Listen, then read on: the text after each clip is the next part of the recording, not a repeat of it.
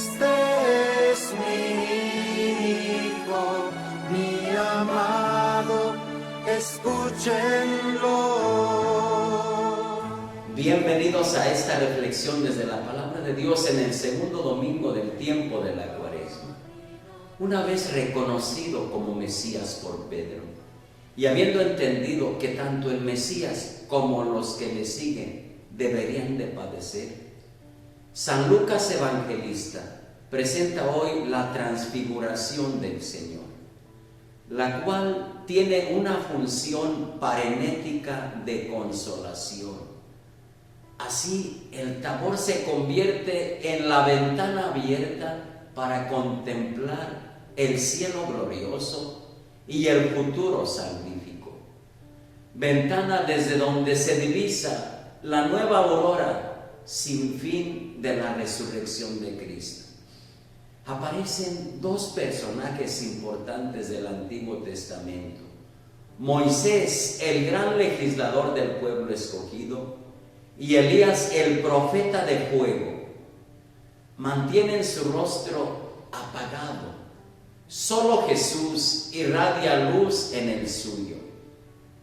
Vienen a conversar con Jesús y no a dar algún mensaje.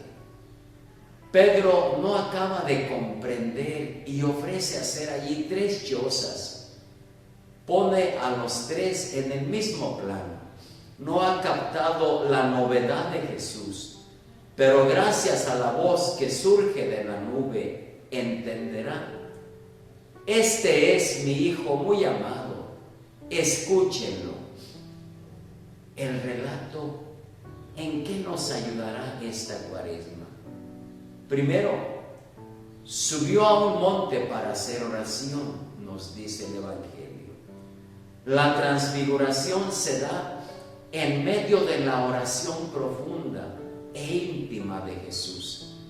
Sabemos que orar es entrar en comunicación con Dios. En ese ambiente de oración se transfigura.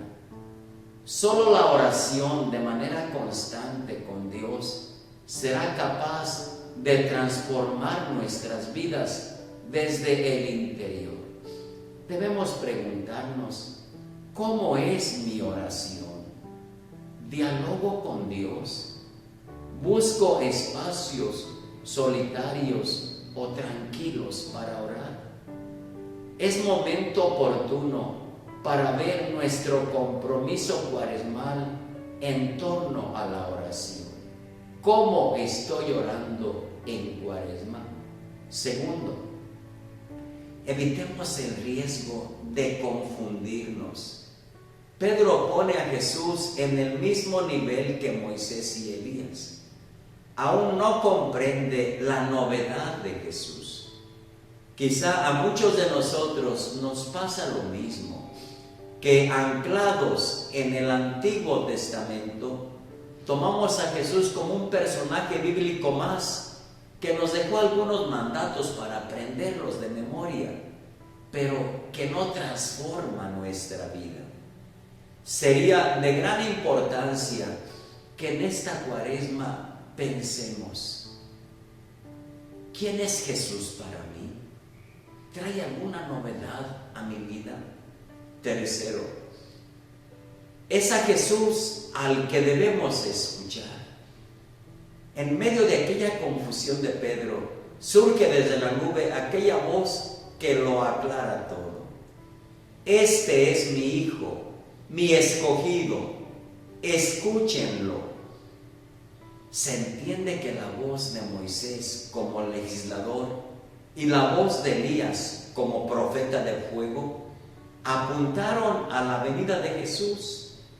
Ahora debemos escuchar la voz del Maestro, esa voz que ha quedado plasmada en los evangelios, es proclamada para ser escuchada cada domingo. Qué difícil es que hoy hagamos tiempo para escuchar. Recordemos, ser creyente es vivir escuchando a Jesús.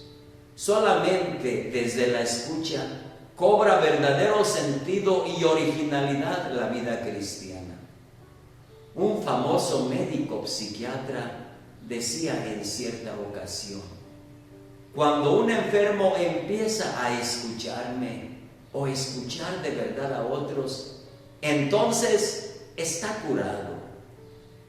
Algo semejante se puede decir del creyente. Si comienzas a escuchar de verdad a Jesús, estás salvado.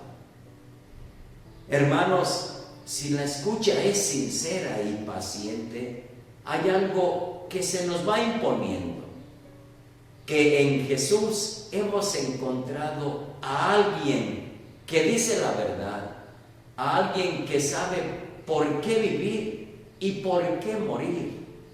Y a partir de entonces empieza a iluminarse nuestra vida con una luz nueva. ¿Cómo escuchamos a Jesús? ¿Dónde lo escuchamos? Todos nosotros, iluminados y bautizados, si queremos ser verdaderamente transfigurados, tenemos que escuchar al Maestro. Creo que allí está la verdadera transformación que da vida, y no como otras transformaciones que generan muerte. Pero tengamos en cuenta que la escucha no puede ser pasiva. Vivimos sumergidos en un griterío de voces y acontecimientos que no nos dejan escuchar el susurro de la voz divina. Podemos constatarlo. Nuestra sociedad se ha convertido en la feria del grito. Muchísimas palabras vacías y pocos hechos. Los dos elementos esenciales que no debemos perder de vista son escuchar la voz de Jesús y ponerla en práctica, hacer la vida. No caigamos en creernos escuchadores de la palabra de Jesús si luego vivimos a nuestro antojo. No nos parezcamos a esas piedras de los ríos que pasa el agua sobre ellas y no penetra en su interior. No seamos cristianos de comunión y de misa dominical y durante la semana vivamos a nuestro antojo. Soy consciente que no es fácil para nadie poner en práctica la palabra de Jesús, mucho menos para quienes están inmersos en el crimen organizado, explotando y haciendo sufrir a los demás, o para quienes practican y promueven la corrupción. Ellos también han escuchado el Evangelio, también han recibido algún sacramento, también fueron al catecismo, pero esa palabra de Jesús no ha sido significativa en sus vidas. Pero nosotros, que nos creemos escuchadores y practicantes de la palabra de Dios, nosotros que practicamos algunas obras de piedad, cabe que nos preguntemos: ¿escucho la voz de Jesús? ¿Cómo muestro que su palabra es significativa para mi vida? Hermanos todos, escuchemos la voz de Jesús y démosle grande importancia. Les bendigo a todos en el nombre del Padre, y del Hijo, y del Espíritu Santo. ¡Feliz domingo para todos! Es mi Hijo, mi amado, escúchenlo.